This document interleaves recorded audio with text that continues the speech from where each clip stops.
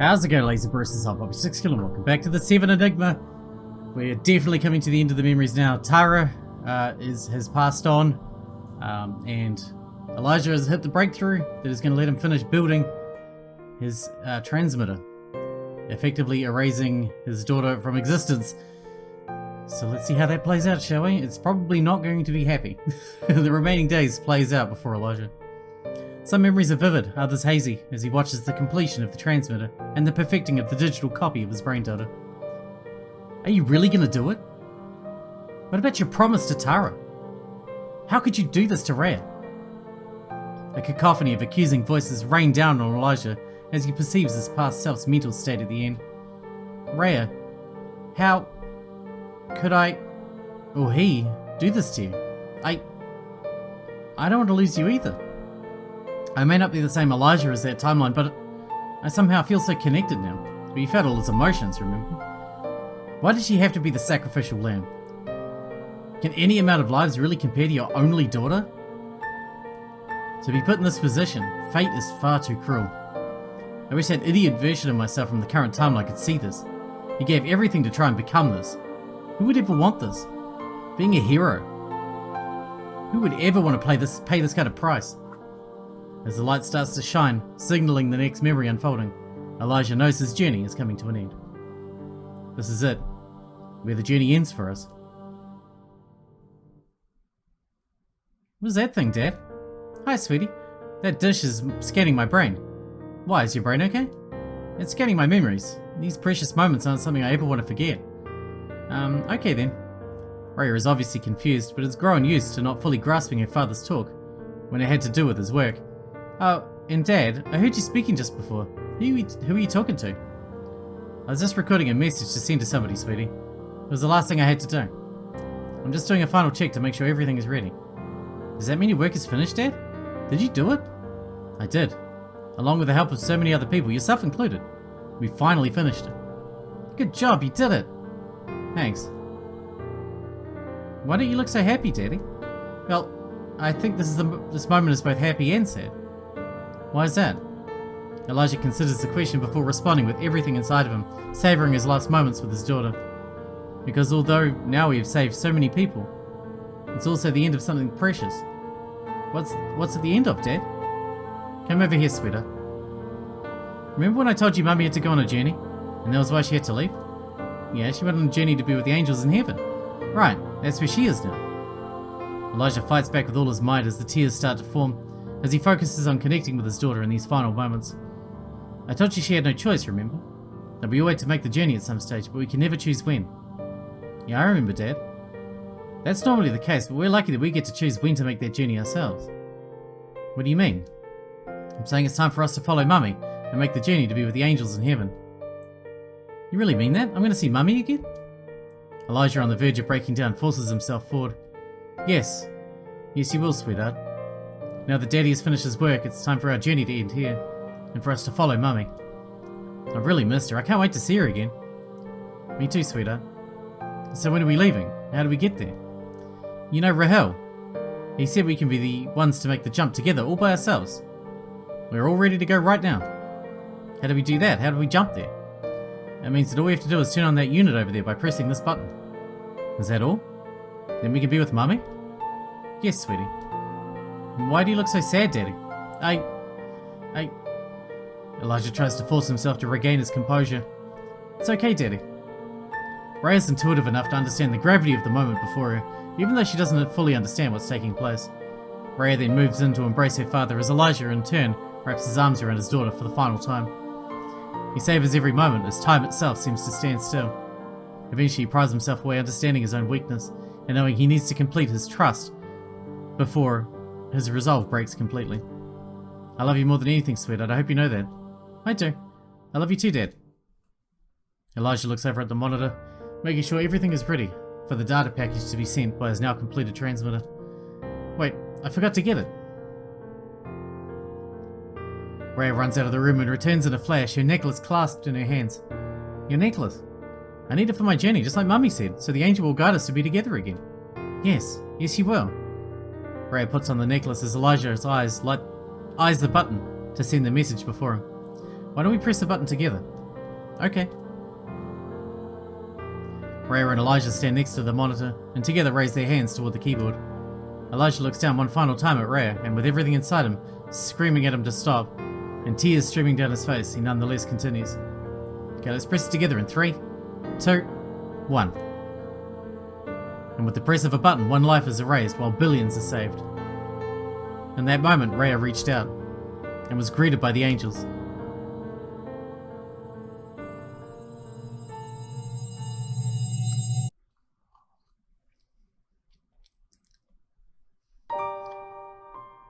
Chapter 6. Fallen. February 2nd, 2060. So Elijah's gonna wake up now? For Elijah, the world is consumed by white. His mind grows hazy. As he experiences what he feels to be a strong jolting sensation, as if being struck by electricity.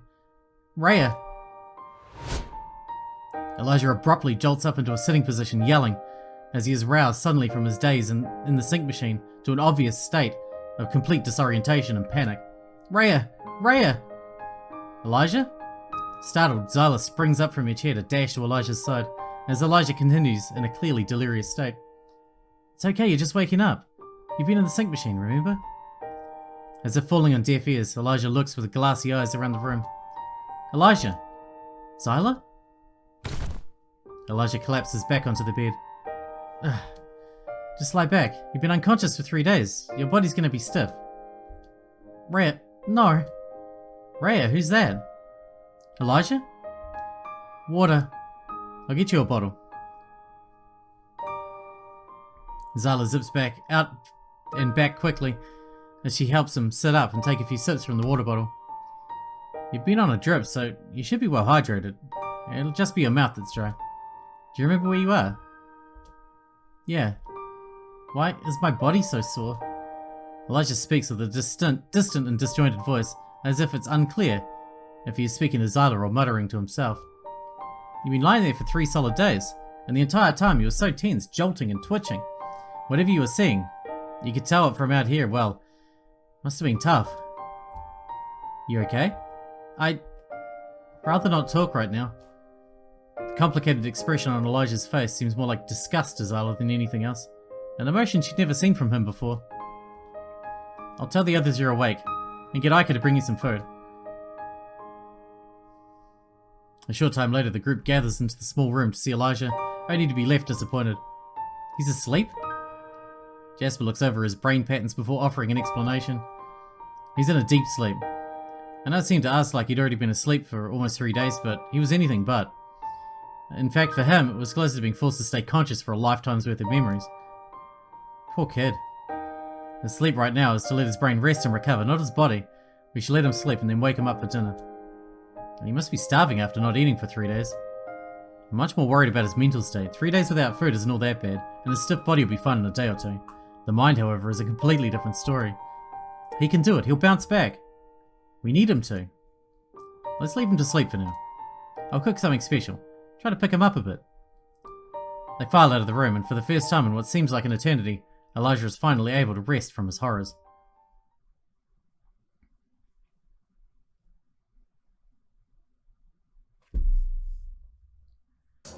In the underground Bosk facility, Beckett makes his preparations for his upcoming mission. You prepared the new device Lionel has sent, I presume? Yes, sir. It's essentially identical to the last one. We have a fair few targets to neutralize over the next several days. I'll just need to check the correct neural IDs are selected in the software before we go. It's simple enough. Good. We shouldn't need any backup with this device to aid us. While we're out on this mission, ensure the rest of the squad is preparing for the following mission to capture Elijah and those with him. Yes, sir. Still, it's pretty strange that Lionel was asking me to take out those from the final rebellion, and that months before it takes place. It doesn't line up with the info we were given by the Watchers in our yearly briefing. Sorry, sir, I'm not part of those meetings, so I'm not privy to what you're speaking of. You're aware of the term signal point, yes? I believe so. It's a crucial point in history that is used as a reference for the timeline. An event that they ensure isn't altered in the timeline due to its significance for future developments. That's right. They use signal points to ensure everything is flowing according to their design. At our start of year brief from the Watchers, we were told that the final rebellion was to take place in June, and that it was a signal point for the timeline. We were told to allow it to take place initially, and then squash it at the appointed moment. I see. So that event must be significant enough that the Bureau didn't want it changed. If they know the outcome of the rebellion, and it becomes instrumental in the future they've created, then it must allow it to take place, and use it as a reference point that everything is playing out as planned. Exactly. But now Lionel is asking us to kill everyone months before it takes place. That is strange. What do you make of it, sir? I'm not sure. This isn't very much like Bosk to take such risks. I suppose either the timeline is now subject to significant alteration via Bosk's directive, or something else is happening between the Watchers and Lionel. Either way, something very unusual is at play. Do you doubt Lionel then, sir? It isn't my place to doubt him. I can't help but analyse the situation, it's just my nature. The Watchers seem to acknowledge him, so I have no cause to say otherwise. Very well. Beckett spends the next few minutes looking through the list of targets he has been sent to terminate. It'll likely take a few days, if not more, to get through everyone on the list. We'll head out early in the morning. Yes, sir. Do you take them as particularly dangerous? You ask because you're scared to head out on the field, I take it. The device will take care of these concerns, and if not, I still doubt they would get the jump on me. The final rebellion is called that because of the last time anyone will conspire to rise up against Bosk. In actuality, it's a fairly pathetic attempt. It's not nearly as threatening as it sounds. Do you notice the familiar names on the list there, sir? I do. It seems you've already crossed paths with some of them. Yes, they remain on the list. Yes, it looks like to truly complete this mission, we will also need to take out the accomplices of Dr. Shaw when we get to him. The mission, and the next, is really one and the same. Agreed. Although it is strange that they aren't here preparing for the rebellion in a few months. Has the loop changed so drastically from the last? Beckett deeply contemplates the question before offering his response. I guess it has. This must put things into very unknown territory, which again, isn't much like the Bosk I know. Unless they have a plan they're supremely confident in, and have chosen to change the timeline accordingly. Time will tell. I have a sense something big is about to be uncovered. Lionel is definitely hiding something from us. Anyway, I'm getting a bit sick of being put in these positions. Beckett shifts tone as he prepares to leave the facility. For now, let's just focus on ridding the world of these idiot rebels. These missions are our final hurdle en route to my promotion, and they will pay severely for getting in my way. God, he's such an asshole. The group is gathered in the main room for dinner, as they wait in anticipation of Elijah's arrival. When's Elijah joining us? Levi and Zyla have gone to get him now. When he arrives, we should all be sensitive to how he's feeling. It may take a little while for him to bounce back. After a few more minutes, Levi, Zyla and Elijah emerge through the door. Elijah wears a blank expression and a stiff walk as he takes his seat. Here you go, Elijah, eat up. You must be hungry. Ika hands Elijah his meal. Elijah looks blankly at it before proceeding to take unusually small bites into his food. An awkward silence fills the room, as all wish to query him, but hold themselves back in respect to Ika's words, and Elijah's clearly troubled state. Amelia is the first to break the silence. Pretty good food, eh, Elijah? Ika and I actually worked together on this one. Crazy, right? With our power combined, this should be the best meal you've ever had. Elijah doesn't look up, but in a quiet monotone voice responds to Amelia's enthusiasm. It's good. Thanks. Although he utters the words of thanks, nothing in his vocal tone suggests thankfulness. In fact, no emotion of any kind could be discerned from his speech. Do they really all have to stare at me like this? Why can't they just leave me be? Hey kid, you still haven't noticed I'm here? Visor raises her voice toward Elijah, and with a surprised twitch, Elijah finally raises his head. Visor? So you do remember me, huh? Guess that machine worked in restoring your memories then. How did you find me here? You should know by now not to underestimate this wily old fox. I couldn't let things end as they did, so we went looking for you. I wasn't expecting to see her again.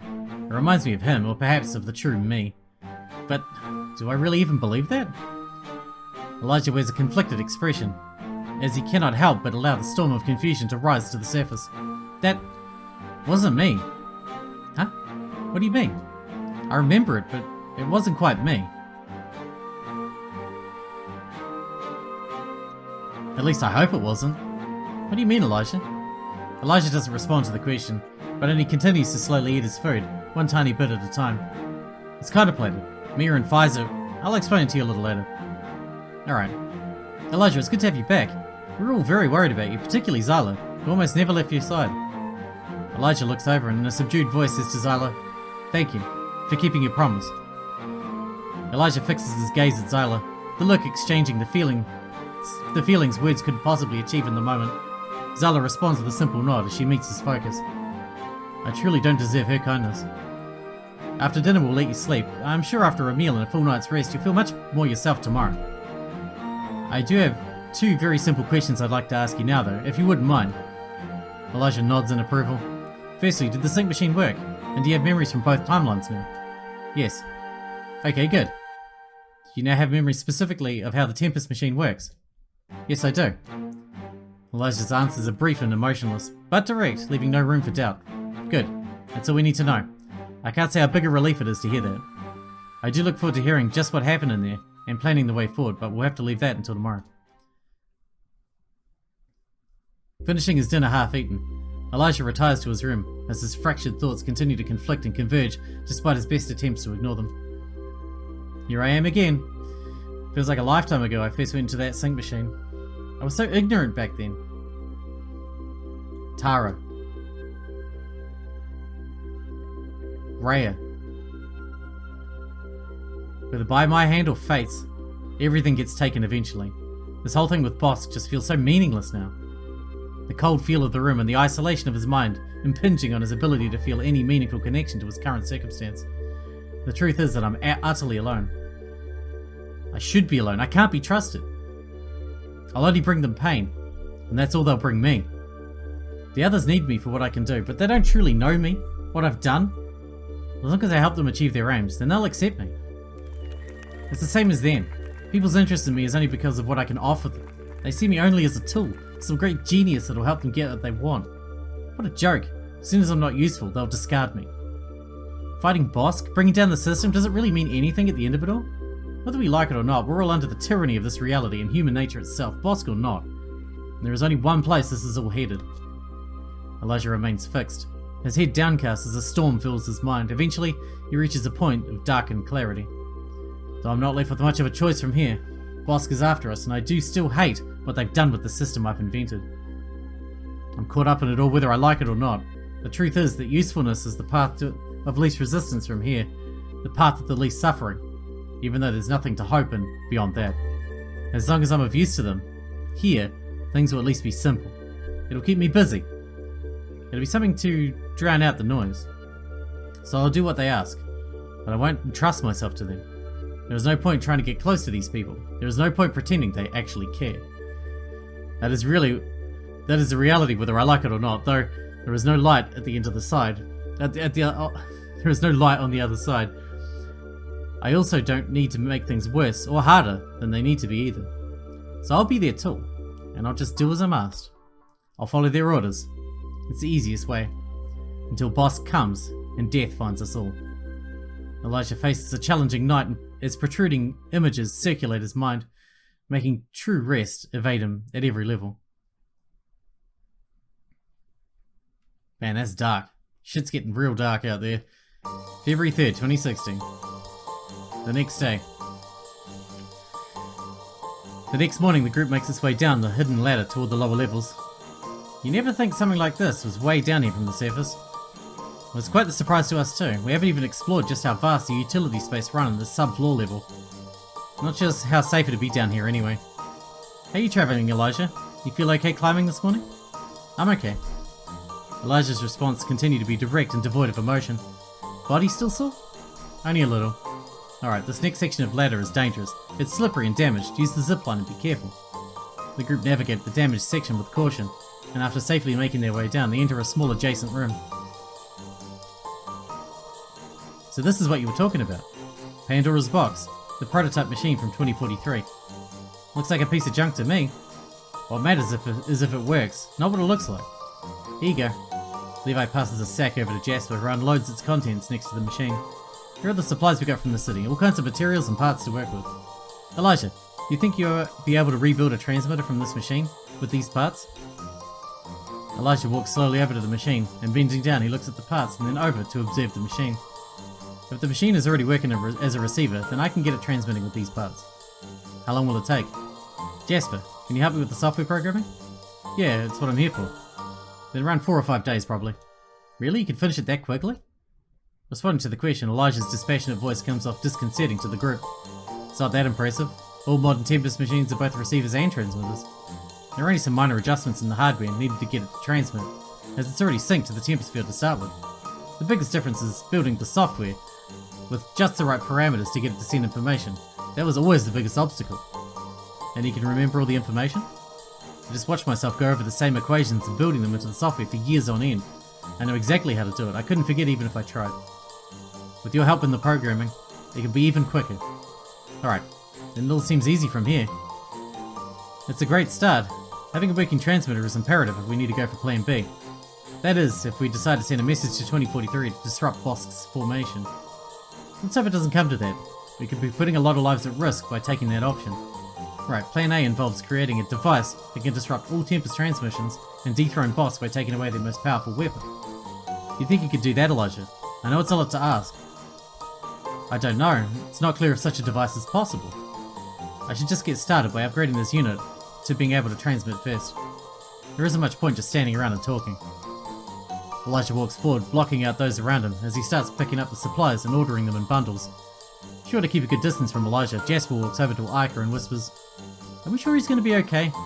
He refused to tell us anything specific about what he saw in the sync machine, yet even now he speaks with no emotion at all. He's acting very strangely. Well, we asked this morning, and he said he doesn't want to talk, so that's up to him. Maybe having something to work on will be helpful. Besides, it's not like we have a choice at this point anyway. Just keep an eye on him. Hopefully over time he'll recover from the trauma of the sync machine. As long as we continue with the mission, that's the main thing. Later on that afternoon, Zala arrives at the workspace. The floor is now covered in wire, cables and strange electronics, as Zala with cautious steps brings Elijah and Jasper a meal. "Hi, I brought you guys some food and drink. I was guessing you were hungry. Thanks. Looked like we ended up working right on through lunch." Zala takes the meals in plastic containers out of her bag and places them on the ground. "Come on, Elijah. Time you ate something." "Alright." Elijah takes a fork and a container and begins to eat alongside Jasper. "How's it all coming along?" Jasper waits for Elijah to give the answer, but as it becomes obvious he is focused only on eating his meal, he instead gives a reply. "It's going very well, actually. Elijah is working very efficiently to get it finished. At this rate, you should have it done in no time." Is Elijah really going to say nothing at all? He can't do this alone. He can't bottle up everything forever. Silence falls upon them, as Zyla decides to ask Elijah directly what's on her mind. "We haven't really spoken since you woke up. You doing okay?" "I'm okay, I guess. Something tells me you really aren't, though." "Sure you don't want to talk about it?" Elijah pauses as he looks at the ground beneath him before turning back to Zyla. "I just have to do what I can for the moment." Zyla can sense the weight carried on Elijah's shoulders. "I get it. I don't know what you saw in there, but when you're ready, I think it'd be good for you to get it off your chest. Maybe. Just not now. I have to focus on this machine." A shift seems to come over Elijah as he suddenly disconnects himself from the situation. "Thanks for the food." Elijah leaves the empty tub on the floor and goes back over to the machine to continue his work. Jasper then leans in to speak with Zyla. "You probably just need some time to get over it. Don't rush him on it." "I won't, but at some stage you'll need to speak about it. He can't just distract himself forever. It isn't good for him." "That might be the case, but we just have to trust that he'll deal with it in his own time. Let's not forget our focus on the mission." "Fair enough. Come get me if you need a hand." "Thanks, Zyla."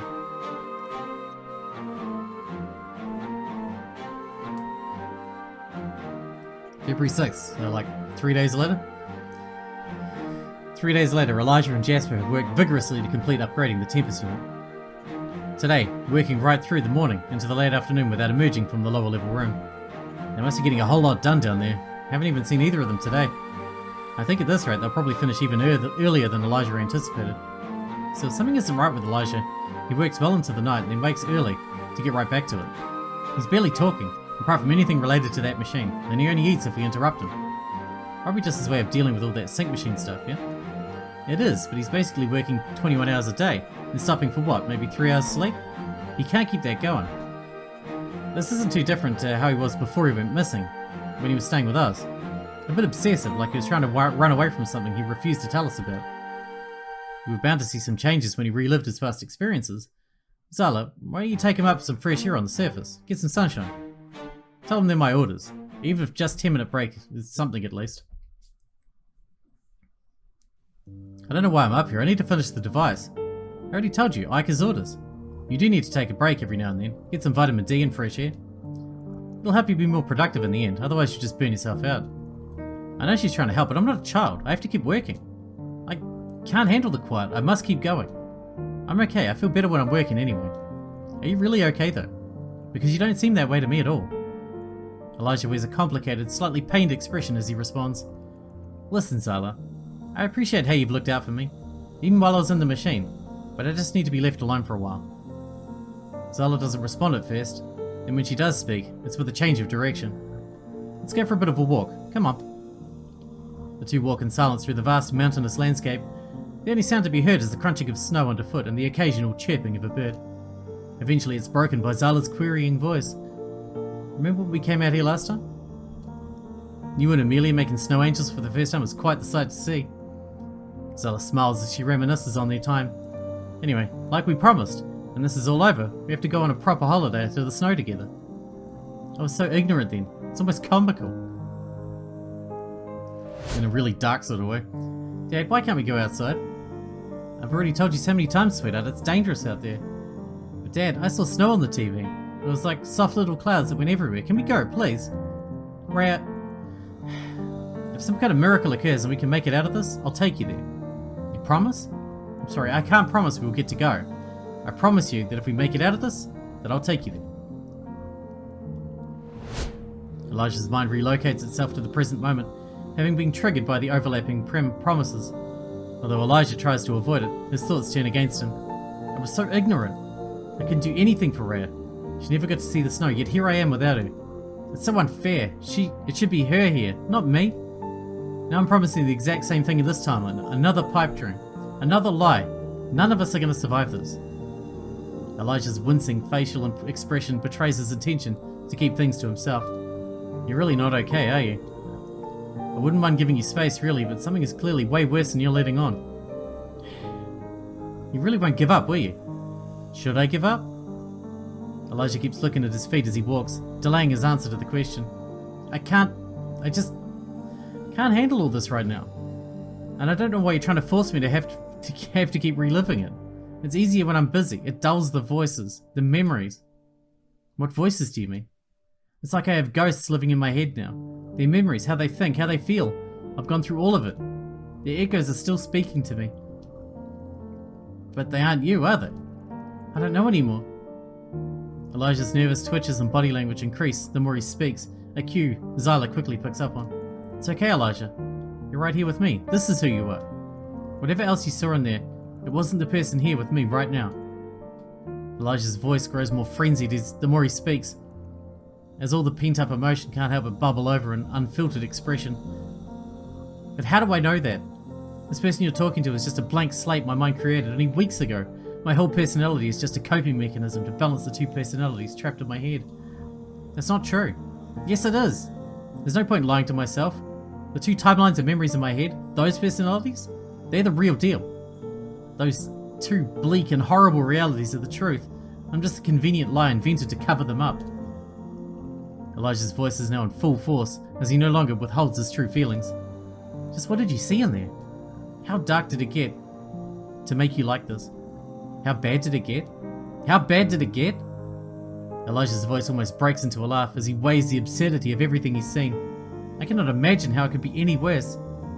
Which would you prefer to be, the cowardly, crazed lunatic, or perhaps the legendary hero who was in reality just a desperate, pathetic man who ended up erasing the person dearest to him? I'm acting like such an idiot, but this is her fault for bringing it up. I don't know what you're saying. I wish I didn't either. It would have been far better if I'd never found out. If this is what I'm capable of, what does that say about who I am? I'm just a few bad circumstances away from being exposed as the trash I am. That's not true, Elijah. Yes, it is. Yes, it is. How could you possibly understand? How many lives have you lived? I've seen it myself. I've experienced it myself. I'm the only person who has ever lived out the differences between timelines. I know how thin the veneer of our idealized self is. I know what people are truly like. Nobody wants to look into the void underneath it all. Elijah pauses as he looks down at his feet again. Damn it. This is why I didn't want to talk about it. I sound like such an idiot. You have to stop beating yourself up. Why can't you see it? Everyone else can see it. They can see the kind, intelligent, and diligent person you are. I know there are limits to everything, that nobody's perfect, that we could all be pushed over the edge if circumstance allows. That's the whole point of this mission, to make sure we no longer live in that kind of a world. To make sure people aren't forced into such horrors.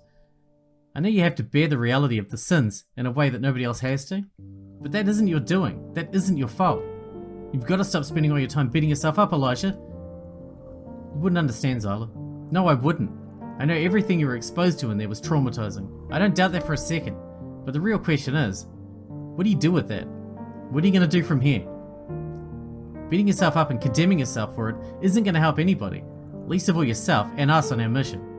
Maybe in my case, ignorance is bliss. But despite everything you saw, you can still make a difference. It's your choice what to do, and it's your choice who you're going to be. If you ask me, you're neither of those two memories. But no, you let me finish. Zyla responds with fire in her voice. It's up to you if you're going to believe those past memories are you or not. There is no objective truth to it. There is only who you choose to be today, who you identify with. Stop making this so hard for yourself. You can't carry the sins of 3 lifetimes on your shoulders. It'll crush you. Cut the ties. Just start again. Ignorance is bliss, you're right on that. If it was only as easy as you make it sound. If you'd lived through it, you wouldn't be saying anything like what you're saying. I know I'm ignorant, and what I'm saying is probably unfair, but sometimes an ignorance voice is the voice you need, the voice that sees things simplistically, that strip things back to a simple reality you can actually do something with. So what? You're saying I should just believe a convenient lie? No, I'm not. But even if I was, it's a helpful lie is better than condemning truth. Those shadows in your head aren't you. They're just possibilities of who you could have been. Just a possibility? What they did is shape the whole world you see. They are more real than I am. Elijah stops shouting and just stands still in the dead silence with hunched shoulders and eyes toward the ground. Elijah? I can't talk anymore. I'm done. Let's go back. Without waiting for a response, Elijah turns his back and walks away. Okay then. I knew letting you drag me up here was a mistake. The two make for the hatch. Elijah at the front and Zyla a few paces behind as Zyla calls out to Elijah, "You know you don't need to do this alone." "Yes, I do. Because the truth is, I am alone." "But, Elijah..." Elijah ignores Zyla and moves toward the entrance to the hatch, adding one final comment over his shoulder. "I'm sorry. It's better for you if you just stay away from me." Elijah proceeds down the hatch without a backward glance.